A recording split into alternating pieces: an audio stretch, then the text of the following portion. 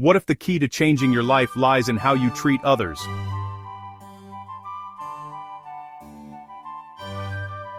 Not a course, not a hack, just the way you show up for people.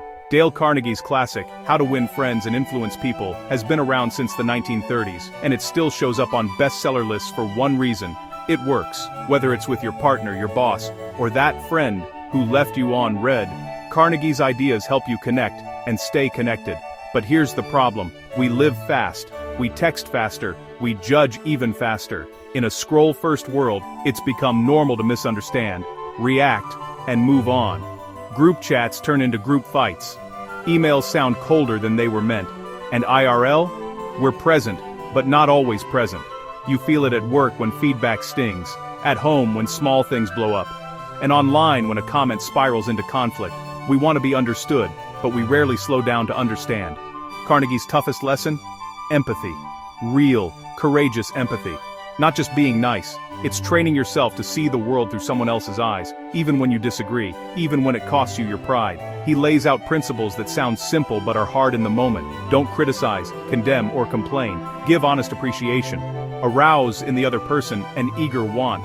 But the backbone is this: try honestly to see things from the other person's point of view. That word, honestly, matters.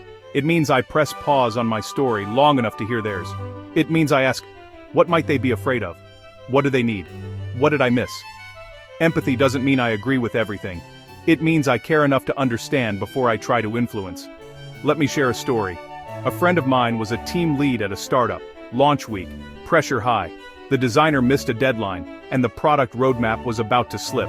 My friend's first draft of a message: brutal, bullet points, blame, CC'd the whole team.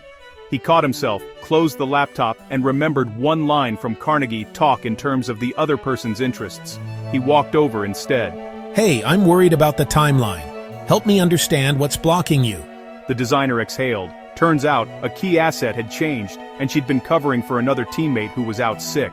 She had a partial mock ready, but was afraid it wasn't perfect yet. They sketched together for 20 minutes. He thanked her for owning the visuals under pressure. They shipped a simplified version on time. No public shaming, no resentment. The next week, she volunteered ideas that improved onboarding by 15%. Influence didn't come from authority, it came from empathy. That's the quiet power of Carnegie's toughest lesson. Empathy turns critics into collaborators, defensiveness into dialogue, and strangers into allies. It expands your influence because it expands your understanding.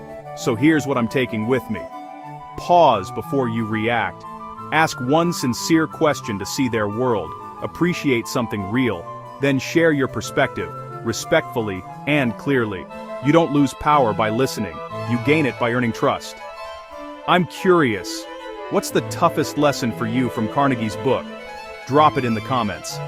And if you want to level up your conversations, watch my next video on simple communication habits that build connection fast. See you there.